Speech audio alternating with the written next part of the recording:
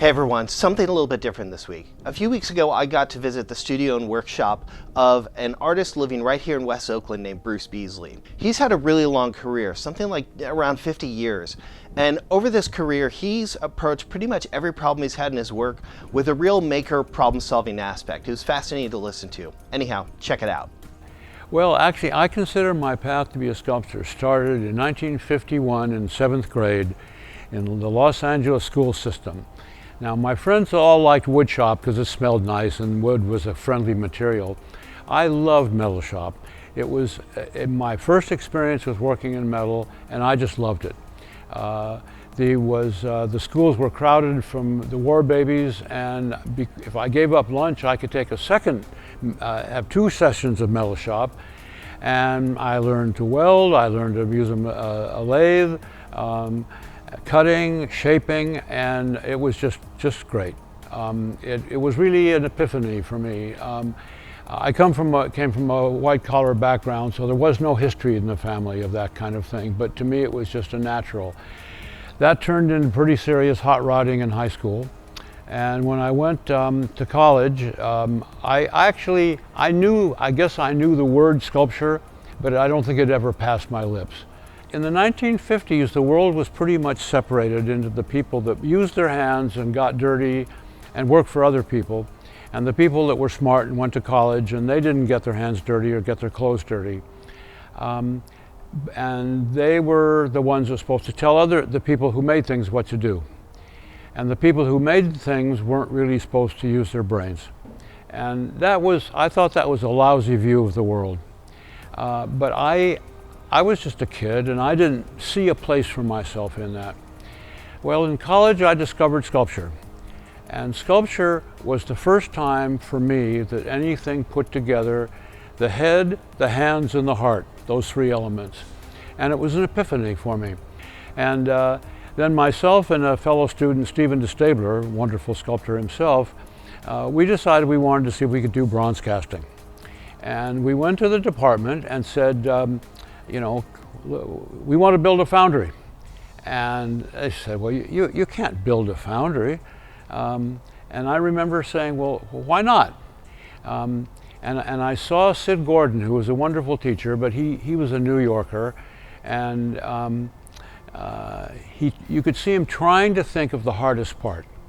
And he said, well, because it takes a crane to lift the molten pot of metal out of the furnace. And I said, is that the hard part? And he said, yeah, that's the hard part. And I said, well, that's going to be easy, because I had built a little lift hoists to lift motor blocks out of when I was hot rodding. And it's not really that complicated to make a hoist. And we threw some stuff together for a few dollars, and at first things fell apart and didn't work, but trial and error. Within a couple of months we were melting bronze. But that launched me on a career of being engaged with technique throughout my career. I think sculpture is very interesting in the sense that there's 3 or 4 elements that go into it that all have to work together. And that's, of course, the shape or design of the sculpture, the material, the scale, and the surface and color. And when all of those elements are really working together, then the sculpture really sings. And so I found myself over my career struggling with different materials and different techniques, because they gave me a different range of emotional expression through the work. Then I got interested in sort of more cubic forms like you'll see here in the shop. And the dilemma with them was, what interested me was when intersecting cubic shapes form new shapes at the intersections. And you can only see those intersections when they really cross each other. So it was very difficult to make models, because the model had to be very accurate to see it, and I wanted to see a whole lot of changes. So I needed to be able to play with cubic-like shapes and see different arrangements and intersections, and a lot of them, and spontaneously. And that's what got me into computers. That was in the late 80s, very solid. Computer solids modeling was very early at that time, but that got me into that, and that's what led me to the ability to to do these kind of shapes. The danger of working on the computer is that the work tends to stay in the computer because it's very flexible and easy there, and then it's like, oh, how am I going to get this out? But that's what then led me into an early adopting of 3D printing, because I wanted to be able to see and make evaluation models before I would make it in large shape, so I had to get a way to see these shapes. So 3D printing was very interesting. It had many problems. Mainly, it's the limitation of scale. There was too small build envelopes, lousy material, and expensive. But eventually I ended up having a very large 3D printer made with a 4 by 6 by 4 foot build envelope. And that let me be able to work on 3D printing with larger pieces, and that led to some bronze casting for the 3D printing. The liberty that you had inside the computer to make all kinds of shapes could come out into the real world. And that's sort of where I'm at now. I'm actually working with some virtual reality. What interests me, though, is if I can work in virtual reality in an environment where there's no gravity and I can make shapes that actually come out of movements in my own body is quite exciting.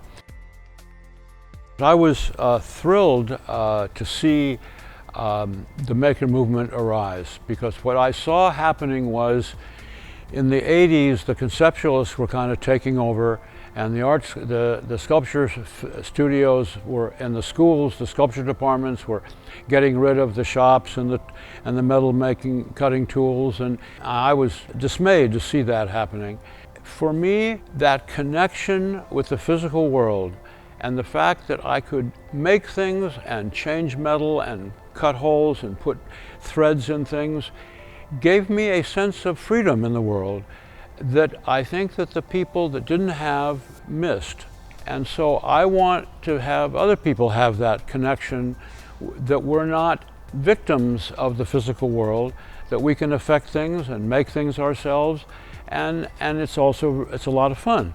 But I think it has deeper meaning than just that. It's a connection with our placement vis-a-vis the world in a more solid place, I think. I hope you enjoyed that as much as I did. If you're interested in learning more about Bruce Beasley's work, check out the links in the description below. And if you are here in the Bay Area, you can see his latest work unveiled at Bay Area Maker Faire in just a few short weeks. Thanks so much for watching. Be sure to give this video a thumbs up and hit subscribe for more content from Make.